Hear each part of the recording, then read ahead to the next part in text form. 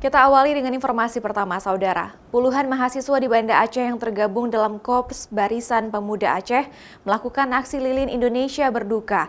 Aksi ini sebagai bentuk prihatin terhadap rekan mereka mahasiswa dan juga pelajar yang meninggal saat melakukan aksi penolakan terhadap UU KPK baru dan sejumlah RUU KUHP yang kontroversial. Aksi-aksi lilin Indonesia berduka sebagai bentuk solidaritas sesama mahasiswa yang sedang berduka karena meninggal saat melakukan demonstrasi dalam beberapa hari ini. Digelar oleh puluhan mahasiswa dari Korps Barisan Pemuda Aceh, Sabtu malam di Bundaran Bustan Nusalatin, Taman Sari, pusat kota Banda Aceh. Sebelum melakukan renungan dan mengirimkan doa kepada mahasiswa dan pelajar yang gugur saat melakukan aksi penolakan Undang-Undang KPK baru dan sejumlah RUU KUHP. Peserta aksi membaca puisi dan berorasi terkait kondisi bangsa Indonesia saat ini yang dinilai dalam keadaan tidak baik.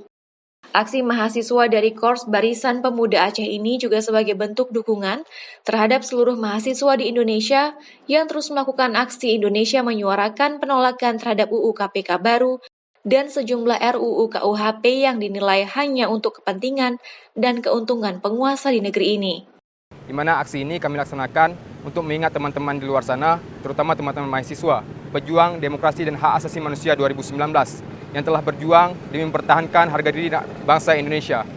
Seperti kita tahu, aksi-aksi akhir-akhir ini kita membela hak asasi Indonesia dan hak warga negara, yang mana yang pertama adalah terkait dengan UU KPK, RUU KUHP, ketenagakerjaan, agraria, dan lain sebagainya.